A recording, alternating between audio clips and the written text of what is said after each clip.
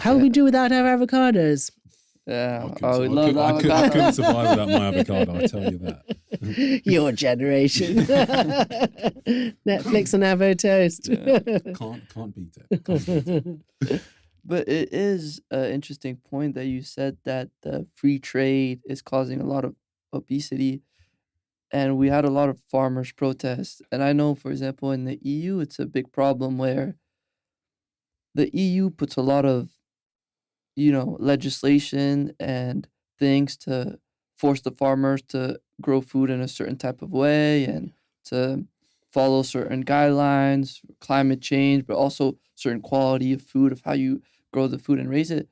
And then at the same time, they'll start making deals with Brazil and South America where they don't have any of those, restrictions, and they can grow food with all these GMOs and all this stuff and have their goods be imported and compete with all these local farmers that have all these restrictions.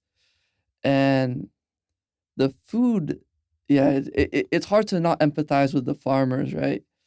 Yeah, I mean it's an incredible. I mean the way our food system has been transformed over the last 100 years is really quite remarkable. Like, we don't eat anything like, the way your great grandparents ate.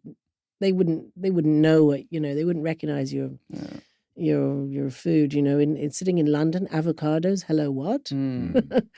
All of this. It's crazy, isn't it? I think there's so much to know. I think food systems, food regimes. There's a whole body of work on food regimes, food ways. I mean, there's so much. It's such an important area. So much of it, there's politics, there's finance, the way food is traded as a commodity, it's crazy. Like meat, they buy meat gets transported country to country. Like some guy was telling me, he was like, I think he worked in the business of trading cattle. And he was telling me like, is that in Chicago? I think it happens in Chicago, the big trading thing, is it? Yeah. And he was just telling me that some of these cattle just get traded like 60 countries before they arrive in your supermarket. It's just crazy. God. I mean, I guess it's nominally, like they don't actually physically get moved to 60 countries, but they're on a computer screen somewhere. Right. Yeah, it's fascinating. It's incredibly complex. It's also very, quite a divisive field as well, actually, food. There's the people who are very keen on globalization and industrialized food system. They see the Green Revolution as an unmitigated good thing. And then there's the people who are very, very critical and anxious about what this all means. When we have these enormous thousands of hectares of miles of monocropping, when you're just growing wheat and there's nothing else growing, and then you have a blight or something, and we never used to grow food in this way, and the soils are being depleted. Soil depletion is a huge issue. All of these issues.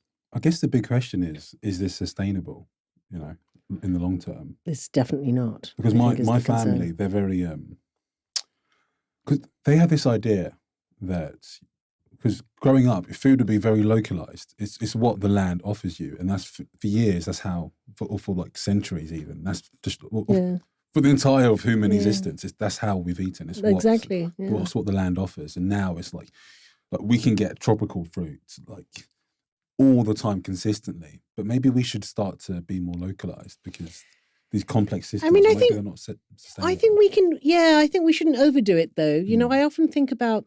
Food has traveled around the world. I spend a lot of time in Ethiopia, and I'm always amazed at how many food items come from elsewhere and how many Ethiopian food items travel. So, for instance, I think of the samosa as a Bangladeshi thing. We have this in Bangladesh. It's not at all a Bangladeshi thing. It's a Kenyan thing. They have it in Kenya. They have it in Ethiopia. They call it sambusa. You have it all over the Middle East. You have it, you'll have it in the corner shop in London. It's traveled, it's just a pastry filled with something savory. It's, and it's the same with things like, injera. What do they call it? There's so many. Do you guys like eat Ha-Joon?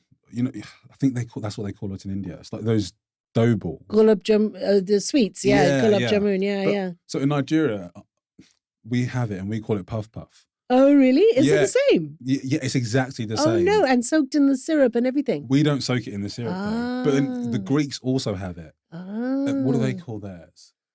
I can't remember, but like everyone has it, and you think, oh, this is Nigeria. Very local, And then it's like, oh, hey, you speak to someone else and they have it, and then they have it, and it's like a lot of the food is. It's true. So you have to think. Around. So and it's been centuries and millennia perhaps of people traveling around. I mean, I love my food and I love to eat. I love to go to restaurants and cook and all that.